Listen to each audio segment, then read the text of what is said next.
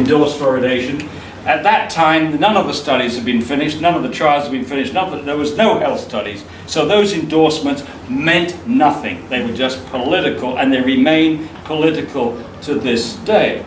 And then they say, oh, well, the NHMRC did a review in 2007. It's totally safe and effective. That is one of the worst reviews that have ever been done. They practically carbon copied the York review and dismissed the one study that has of real significance, which is the National Research Council's review, 500 pages, 1,100 references, and they dismissed that in one sentence on the basis that this review was done at 4 parts per million, and we in Australia fluoridate between 0.7 and 1.2. What does that tell you?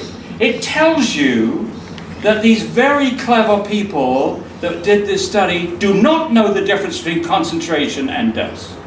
So they don't even pass 101 in toxicology. Pathetic. Absolutely pathetic to say this was about 4 parts per million and we fluoridated 1 part per million, so we got this, like we had this margin of safety.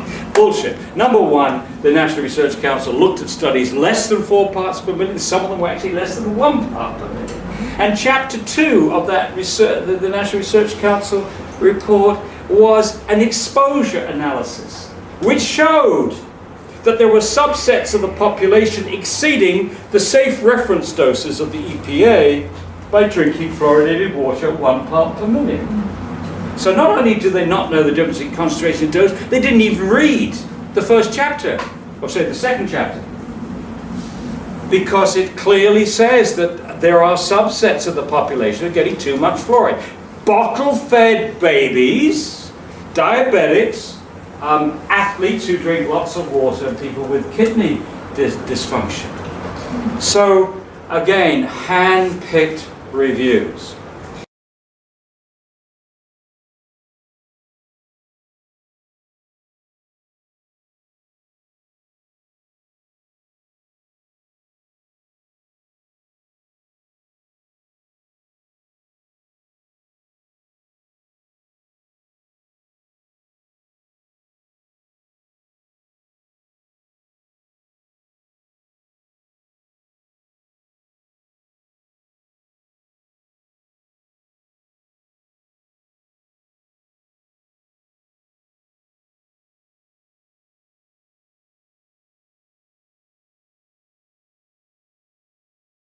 And if you read my book, you will have seen just incredibly awful the science is that's underpinning this whole thing. They have this incredible protective layer of governmental power. There's no substance. If the shell is broken, there's no substance there. There's no substance. And I'll give you an example.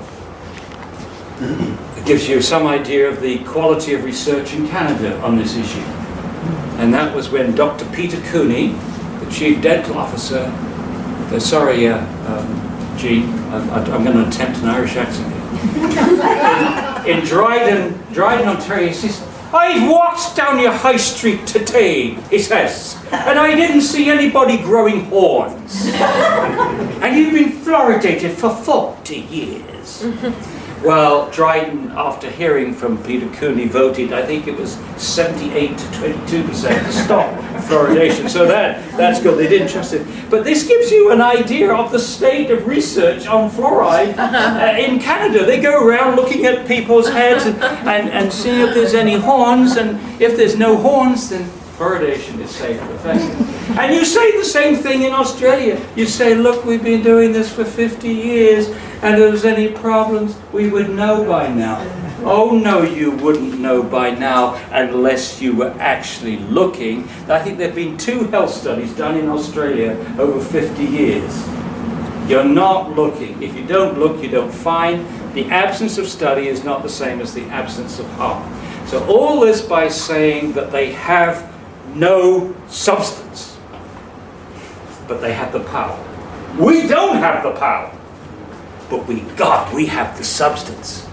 We have the books, we have the web pages, we have the health database of my son has put together. You know, one of the joys of our lives is the fact that we'd always hoped that one of our 3 kids would grow up and help us.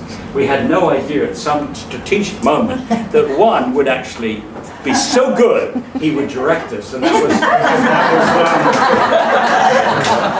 Michael. In his spare time, he's become a lawyer. So eventually, when we get the right case, we're gonna. So they have no substance, and how do we know that they have no substance? What is the best indication that the Michael Foley, Jeanette Young, and you could go down all these. They refuse to debate. That's it! You've got it! You've got it! They have no substance, they have power, but they can't debate it. They can't go on a public platform and defend their case against any scientist who studied the literature. So they refuse to debate. That is going to be the way that eventually they are going to be beaten. Because most people in the general public, if you start talking about the pineal gland, even the thyroid gland, talk about IQ studies, you start giving the facts and figures and the concentrations of what the hell is he talking about? They back off. Especially if there's 2 experts there, they back off. But if you say, look, there are these 2 sides, both of which are telling you that they're absolutely certain, in the one hand, the fluoridation is best thing since sliced bread, and on the other hand, that it's a stupid practice that has never been started, who do you believe? And if you say, well, I believe the side that is prepared to go and debate the issue in public, I believe the side that has the confidence to defend their position against all comers. They can't, we can. So we have to find a way to force this issue, to make it more and more obvious to the media that we have the confidence, but they don't. Even though they sound as if they have the confidence. And they have all the puffery to suggest they have the confidence. They don't. And Jeannie has come up with a delightful idea for making this happen. Do you want to just mention it briefly and I'll come back after you've mentioned it? Well, Paul has been saying with us, we've been looking at this issue, how do you get them to debate it? And anybody can go into Brisbane City Council because they come and talk to John or she can talk to Paul, but anybody can have their 5 minutes at Brisbane City Council. So Merilyn is going in and I'm going in. And so we're going to put it on the table.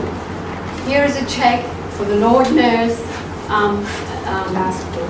fund. No, that they have a charity fund for $10,000. If you debate Paul Connet, Brisbane City Council Hall in the middle of the city will give $10,000 to the Lord Mayor's charity fund if they will debate Paul Connet. So we're just going to throw it everywhere. Paul Connet will debate somebody from either the health department, the ADA, or the AMA. They can take them all at the same time. And they can take them all out.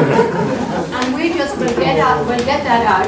Okay, we want the debate, and we will hopefully try and shame them into it. Okay, so Paul is coming back, and this is what we hope will happen.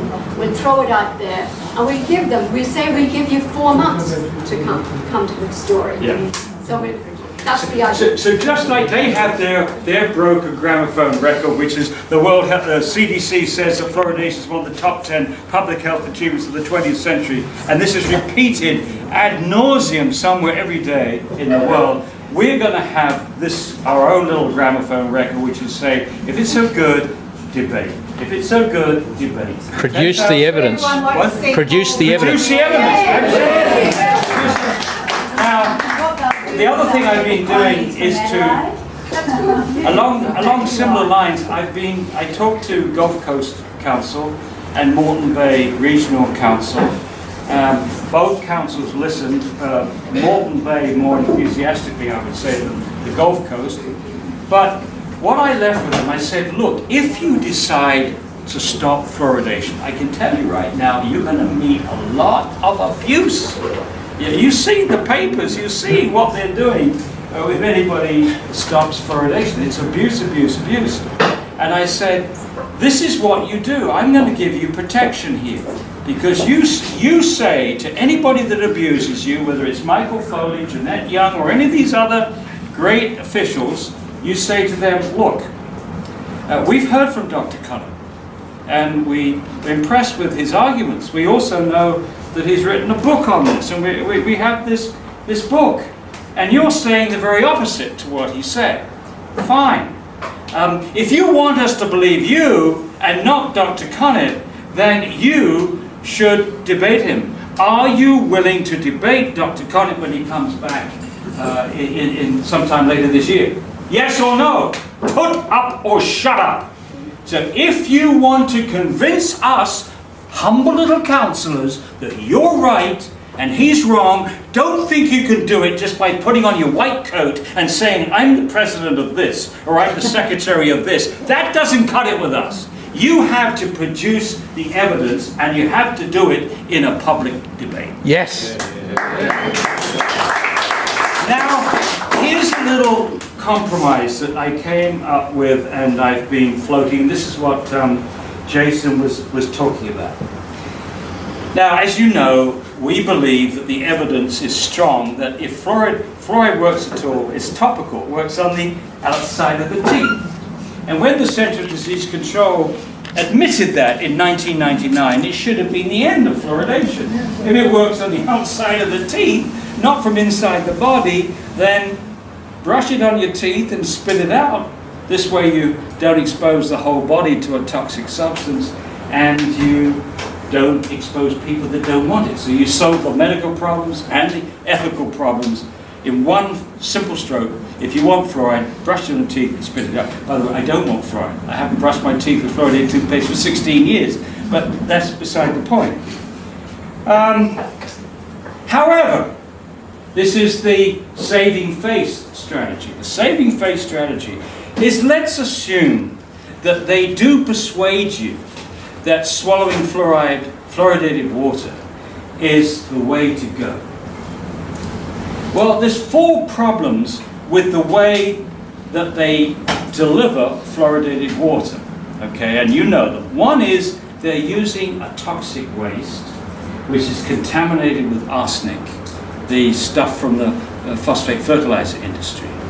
So that sticks in the craw of some people, including the mayor of Ipswich, incidentally, who is a chemical engineer. He doesn't like that idea of drinking hazardous waste. So that's the first thing. The second thing is, it's a very clumsy form of medicine, and that's why we've never used the public water supply to deliver medicine before or since fluoridation began, because once you put it in the water, you can't control the dose. Ridiculous. You can't control who it goes to. So that's a problem there.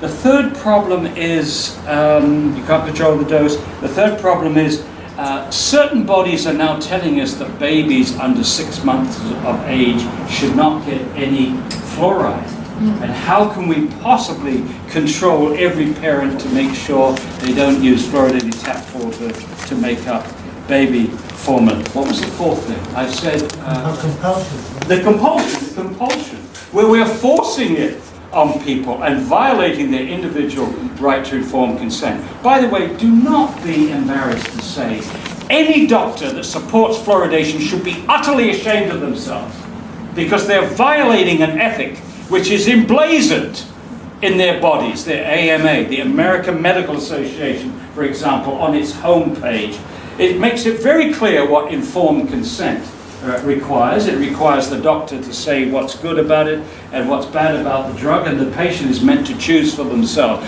This is being totally violated every day with every glass of water that people drink. In other words, we're doing to everyone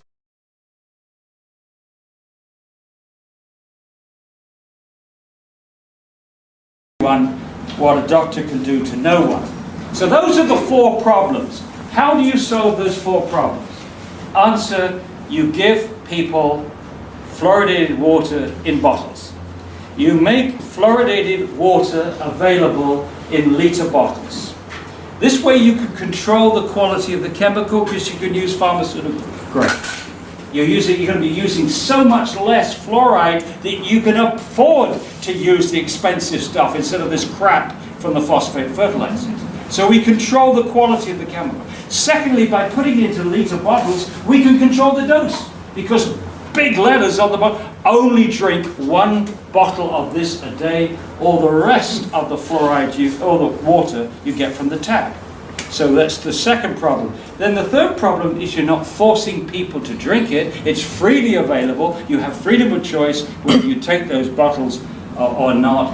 And fourthly, by doing it this way, you're not forcing low-income families to bottle feed their babies at 250 times the level in mother's milk.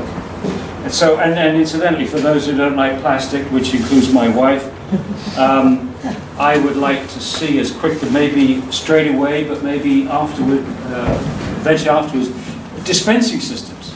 You'd have dispensing systems in pharmacies or supermarkets, just as we have dispensing systems in the United States for reverse osmosis. We bring our own bottle in, our own gallon bottle, and put in 25 cents, and we get a gallon of reverse osmosis water. The same thing could be done with this fluoridated water. This would be extremely cost effective. It would solve the ethical problems, and it would not challenge their attitude to what this is all about. So that's what we're running past the councils right now, and we put this in the hands of Chris, so maybe he'll take this to the minister. Again, going back to Queensland, what I said, we saw Waterloo stop in October 25, then we saw Calgary, and then we've seen a growing number of towns stop. And it's into this context that all of a sudden we've got another 8, 9, 10 towns to add to our list. So our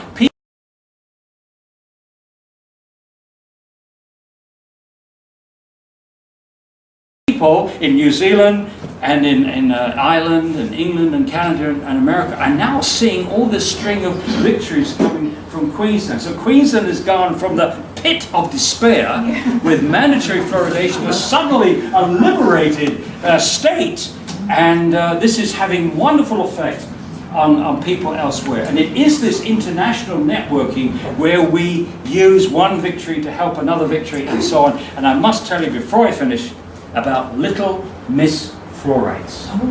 Have you heard of Little Miss Fluorides? In Ireland, these young girls were told by their teacher to do research on the fluoridation issue, and research on the fluoridation issue. These girls came back and said it's a bad idea, and we're going to do something about it. So they formed this group, Little Miss Fluorides, and they're having demonstrations. They're going to Parliament, and they are applauding restaurants when they stop using fluoridated water and have reverse osmosis. And then there's another young woman called, what's her name? Bearing for fluoride. She's young Ashling. She is really Miss Fluoride. No, she's not Miss Fluoride, but she's got some name, and she is fantastic. I had a Skype conversation with her. So Ireland could be next, you know, and knowing the breaking of the mandatory fluoridation in Queensland, that's the difference. The other ones have all been local victories, but this is a statewide decision to lift mandatory fluoridation. So all those Irish